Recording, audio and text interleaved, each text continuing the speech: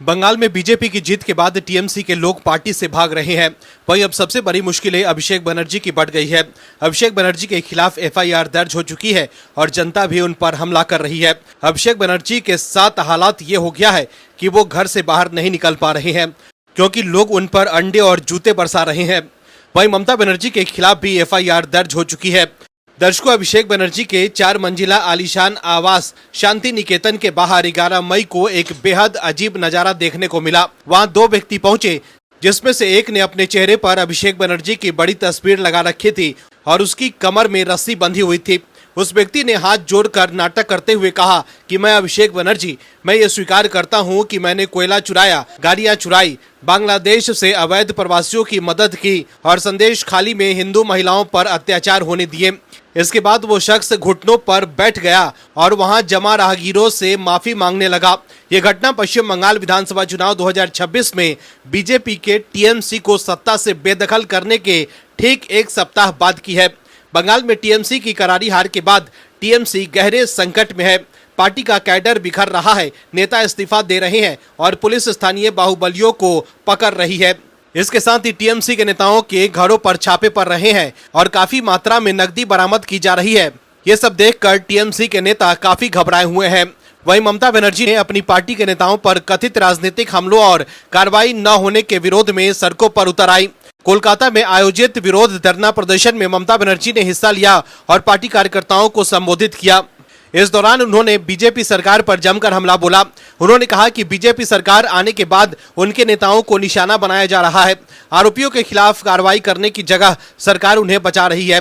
लेकिन अब ममता बनर्जी का साथ टीएमसी के विधायक और सांसद छोड़ते जा रहे हैं। खबर के मुताबिक टीएमसी के 80 विधायकों और 29 सांसदों में से सिर्फ 6 से 7 विधायक और 2 से 3 सांसद ममता बनर्जी के धरना प्रदर्शन में मौजूद रहे। ऐसे में ममता का ये धरना प्रदर्शन पूरी तरह से फ्लॉप साबित रहा। पहले खबर आई थी कि टीएमसी के 60 विधायक और 20 सांसद ममता बनर्जी की पार्टी का साथ छोड़ सकते हैं, लेकिन अब ऐसा लग रहा है कि 72 से 73 विधायक और करीब 25 सांसद ममता बनर्जी का साथ छोड़ सकते हैं। कहा तो ये भी जा रहा है कि ये नेता टीएमसी से ममता बनर्जी और भतीजे अभिषेक बनर्जी को बाहर कर टीएमसी पर कब्जा कर सकते हैं। दर्शकों, बंगाल में जिस तरह से सीएम शुवेंदु अधिकारी जनता के हित में काम कर रहे हैं, घुसपैठियों को बंगाल से बाहर कर रहे हैं, उससे बंगाल के लोगों में खुशी की लहर है। यही वजह है कि टीएमसी के विधायक और सांसद ममता बनर्जी से अलग हो रहे हैं और वो बीजेपी सरकार के कामों से खुश हैं। वहीं आप दर्शक भी बीजेपी की शुवेंदु सरकार के कामों से खुश हैं तो कमेंट में यस और गुड वर्क सीएम शुवेंदु जरूर लिखें, ताकि विपक्ष को साफ संदेश जाए कि देश के लोग बीजेपी की सरकार से खुश हैं। इस खबर में आगे आपको बताएंगे सब कुछ डिटेल में कि कैसे टीएमसी के नेताओं के कारनामे बाहर आ रहे हैं। तो बने रहिए हमारे साथ अंत तक और देखिए हमारी ये खास रिपोर्ट। साथ ही आप दर्शकों से विनम्र निवेदन है कि अगर अब तक आपने चैनल को सब्सक्राइब नहीं किया है तो अभी कर लीजिए, साथ ही बेल आइकॉन को भी दबाएं। दर्शकों, पश्चिम बंगाल की राजनीति में टीएमसी के भीतर टकराव खुलकर सामने आने लगा है। पार्टी से निष्कासित विधायक बनर्जी ने टीएमसी महासचिव और सांसद अभिषेक बनर्जी पर सीधा हमला बोला है। उन्होंने आरोप लगाया कि सोनापुर में जनता के गुस्से का सामना करने के बाद अब अभिषेक बनर्जी केंद्रीय सुरक्षा बल की कवर मांग रहे हैं। ऋतव्रत बनर्जी ने सवाल किया कि जो नेता पहले कहते थे कि जनता उनकी सुरक्षा करेगी, अब उन्हें केंद्रीय सुरक्षा की जरूरत क्यों पड़ रही है। टीएमसी नेतृत्व पर जमकर निशाना साधा। उन्होंने कहा कि 24 मई को पार्टी की बड़ी हार के बाद अभिषेक बनर्जी 26 दिनों तक घर में ही रहे। उन्होंने कहा कि अभिषेक बनर्जी अगर इतने बड़े जननेता हैं तो फिर उन्हें सुरक्षा बलों की जरूरत क्यों पड़ रही है। ने यह भी कहा कि उन्हें कुछ लोग गद्दार कह सकते हैं, लेकिन कोई उन्हें चोर नहीं कह रहा। वहीं परिसीमन विधेयक को संसद में पारित कराने के प्रयास में मिली करारी हार के बाद केंद्र की मोदी सरकार एक बार फिर इस विधेयक को लाने और साथ ही 2029 के लोकसभा चुनाव से पहले एक राष्ट्र एक चुनाव विधेयक लाने की तैयारी में जुट गई है। इसके लिए पश्चिम बंगाल में मिली जीत से उत्साहित बीजेपी संसद में एक बार फिर से जोड़ तोड़ में लग गई है। ये सब तब हो रहा है जब मुख्य विपक्षी दल कांग्रेस ने स्पष्ट रूप से कहा है कि सरकार को कोई भी कदम उठाने से पहले उचित प्रक्रिया का पालन करना चाहिए और सभी राजनीतिक दलों से परामर्श करना चाहिए। लेकिन अब ऐसा लग रहा है कि मोदी सरकार लोकसभा में 2/3 बहुमत जुटा सकती है, क्योंकि टीएमसी के 20 से ज्यादा सांसद बीजेपी का साथ दे सकते हैं। वहीं तमिलनाडु में स्टालिन की पार्टी डीएमके भी अब कांग्रेस से अलग हो चुकी है और वो भी अब लोकसभा और राज्यसभा में बीजेपी और सरकार का साथ दे सकती है। वहीं देश के पहले प्रधानमंत्री जवाहरलाल नेहरू ने पहली बार 13 मई 1952 को बतौर निर्वाचित प्रधानमंत्री पद की शपथ ली थी। वे लगातार 4,397 दिनों तक यानी 12 साल 14 दिनों तक निर्वाचित प्रधानमंत्री रहे थे। वहीं अब पीएम मोदी 9 जून को उनका रिकॉर्ड तोड़ते हुए लगातार निर्वाचित पीएम के तौर पर 4,398 दिन यानी 12 साल 15 दिन पूरे कर लेंगे। वैसे नेहरू 15 अगस्त 1947 को पीएम बने थे, लेकिन तब वे पहले लोकसभा चुनाव होने तक अंतरिम सरकार के प्रमुख थे, न कि निर्वाचित प्रधानमंत्री। जवाहरलाल नेहरू अपने निधन 27 मई 1964 तक प्रधानमंत्री रहे। तो देखा आपने कैसे पीएम मोदी अब एक और नया रिकॉर्ड बनाने जा रहे हैं। अचानक क्यों टीएमसी सांसद साइनी घोष ने यू टर्न ले लिया है? क्या महाराष्ट्र में जो उद्धव ठाकरे के साथ हुआ था वही अब ममता बनर्जी के भी साथ होने वाला है? क्या बंगाल में बुआ ममता और भतीजे अभिषेक को टीएमसी से बाहर करने का पूरा प्लान शुरू हो गया है, जैसा महाराष्ट्र में उद्धव ठाकरे और शरद पवार के साथ हुआ था? कौन बनेगा बंगाल में टीएमसी का एकनाथ शिंदे? दर्शकों, बंगाल में बीजेपी की सरकार बनने के बाद टीएमसी सांसद साइनी घोष पर कार्यवाही की मांग की जाने लगी है, क्योंकि शिवलिंग को लेकर आपत्तिजनक पोस्ट पर उन्होंने हिंदुत्व का अपमान किया था, जिसके बाद देश और बंगाल के हिंदू उनसे काफी नाराज हैं, कार्यवाही की मांग कर रहे हैं। वहीं बंगाल की बीजेपी सरकार भी एक्शन में है। ममता बनर्जी के लाडले भतीजे अभिषेक बनर्जी के खिलाफ लगातार कानूनी कार्यवाही जारी है। वहीं अब अभिषेक बनर्जी और कल्याण बनर्जी के खिलाफ जनता भी अपना गुस्सा जाहिर कर रही है। टीएमसी के नेता जहां भी जा रहे हैं, बंगाल के लोग चोर चोर का नारा लगा रहे हैं, उन पर अंडे फेंके जा रहे हैं। जिस तरह से 15 सालों तक टीएमसी ने बंगाल को लूटा है, उससे बंगाल के लोग काफी गुस्से में है। टीएमसी सांसद महुआ मोइत्रा को तो फ्लाइट में देखते ही लोग चोर चोर का नारा लगाने लगे थे। दूसरी तरफ ये सब देखकर टीएमसी सांसद साइनी घोष के भी तेवर नरम पड़ गए और अब उन्होंने ऐसा यू टर्न ले लिया है कि देखकर लोग चौंक गए हैं। वहीं साइनी घोष के अलावा पार्टी के दूसरे नेताओं के बढ़ले तेवर से ममता बनर्जी भी जला गई हैं। दर्शकों, चुनाव में करारी हार के बाद एक एक करके टीएमसी के पत्ते झड़ते जा रहे हैं। टीएमसी के 80 विधायकों में से 50 से ज्यादा विधायकों ने होटल गेटवे में बागी और पार्टी से निकाले गए नेताओं ऋतव्रत बनर्जी और संदीपान साहा से मुलाकात की। ऋतव्रत बनर्जी और संदीपान साहा दोनों वो विधायक हैं जिन पर ममता बनर्जी ने कार्यवाही की है और उन्हें बाहर का रास्ता दिखा दिया है। माना यह जा रहा है कि बंगाल में एक बड़ा तख्ता पलट होने वाला है। पहले से ही ममता बनर्जी के भतीजे अभिषेक बनर्जी के खिलाफ खुलकर बगावत हो रही है। टीएमसी के कई नेता और विधायक पार्टी की इस हालत के लिए खुले तौर पर उन्हें ही दोषी ठहरा रहे हैं। वो उन पर भ्रष्टाचार, घमंड, परिवारवाद, सीनियर नेताओं को किनारे करने और आईपैक के प्रोफेशनल्स के जरिए पार्टी को अपनी जागीर की तरह चलाने का आरोप लगा रहे हैं। रविवार को पीशी भाईपो की बुलाई गई एक बैठक में केवल 20 विधायक ही शामिल हुए। इसके अलावा अलग अलग नगर निकायों के लगभग 100 टीएमसी पार्षदों ने इस्तीफा दे दिया है। कई नेता बीजेपी के साथ बैठक कर रहे हैं, बातचीत कर रहे हैं। कुछ लोग जैसे फिल्म निर्माता और पूर्व विधायक राज चक्रवर्ती चुनाव में हार के बाद पूरी तरह से राजनीति छोड़ चुके हैं। वहीं टीएमसी के कुछ नेता खुले तौर पर पार्टी पर आरोप लगा रहे हैं कि 15 साल सत्ता में रहने के बाद पार्टी जमीनी हकीकत से कट गई है, सिंडिकेट और कटमनी की आदी हो गई है और हिंसक रूप से अहंकारी हो गई है। वे जवाबदेही और आत्ममंथन की मांग कर रहे हैं, जिसका ममता बनर्जी ने जिद के साथ विरोध किया है। मगर पार्टी के टूटने का सबसे मजबूत और जोरदार दबाव वहीं से आ रहा है जहां से टीएमसी खड़ी हुई थी। मतलब जमीनी स्तर से अभिषेक बनर्जी को जनता के गुस्से का सामना करना पड़ा। वो सोनारपुर गए थे, उनके ऊपर अंडे और जूते फेंके गए। कल्याण बनर्जी ने अगले दिन आरोप लगाया कि उनके सिर पर एक पत्थर लगा था। लेकिन इन सबसे ऊपर जहां भी वो गए, चोर चोर के नारे लगे। इस तरह का दृश्य हर टीएमसी विधायक और सांसद को बेहद चिंतित कर रहा है।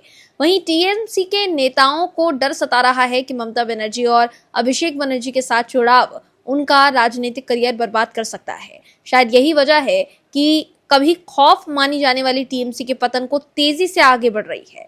यही वजह है कि टीएमसी सांसद साइनी घोष भी अब पार्टी के पक्ष में खुलकर नहीं बोल रही। चुनाव से पहले साइनी घोष बीजेपी के नेताओं पर जमकर हमले कर रही थी, मगर अभिषेक बनर्जी पर हुए हमले के बाद साइनी घोष ने बीजेपी का नाम तक नहीं लिया।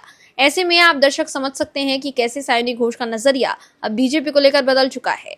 वहीं टीएमसी के 50 से 60 विधायक और 20 सांसद के बीजेपी में शामिल होने की खबर आ रही है।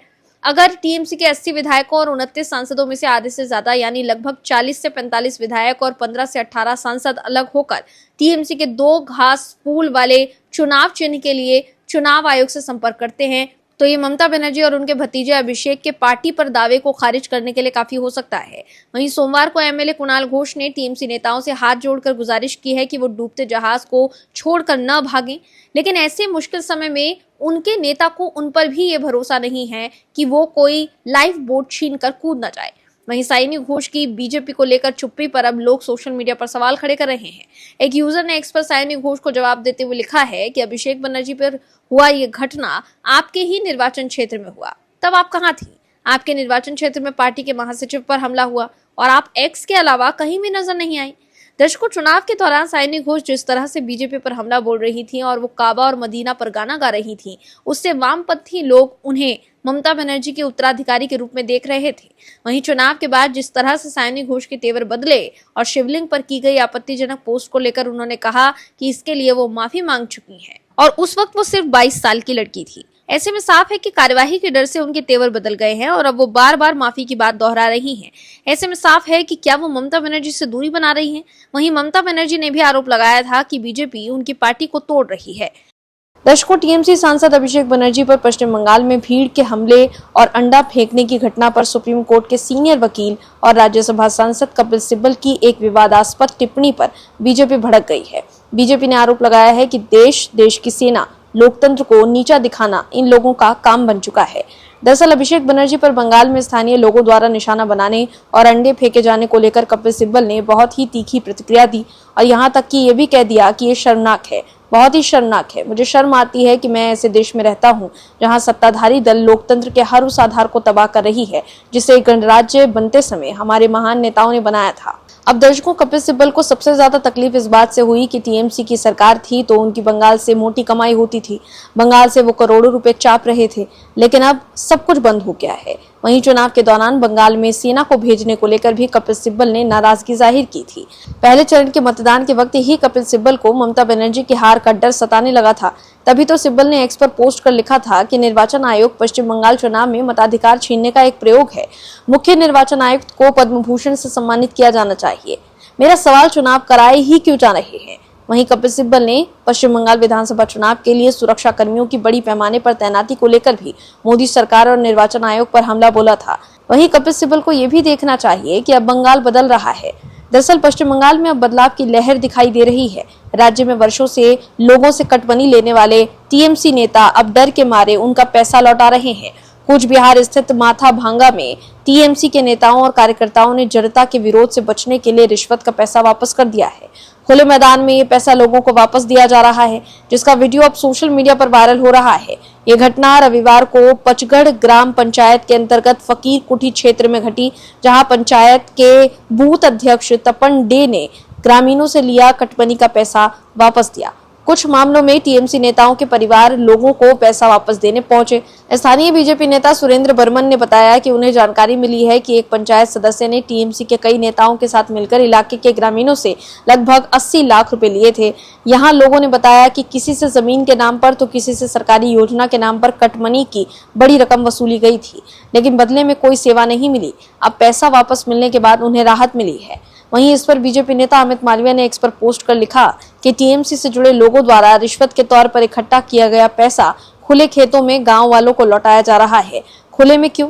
क्योंकि जनता का गुस्सा उबल रहा है और गिरफ्तारी का डर भी है। उन्होंने बंगाल में पुरानी टीएमसी सरकार को घेरते हुए कहा कि यही ममता बनर्जी के नेतृत्व में बंगाल की शासन व्यवस्था की वास्तविक स्थिति थी। दर्शकों, कपिल सिब्बल बीजेपी पर निशाना साध रहे हैं और कह रहे हैं कि उन्हें ऐसे देश में रहने में शर्म आती है, लेकिन बंगाल में टीएमसी के नेता जब जनता को लूट रहे थे और अब वो जनता की कुटाई के डर से खुलेआम कटमनी का पैसा वापस कर रहे हैं, इस पर सिब्बल चुप क्यों है?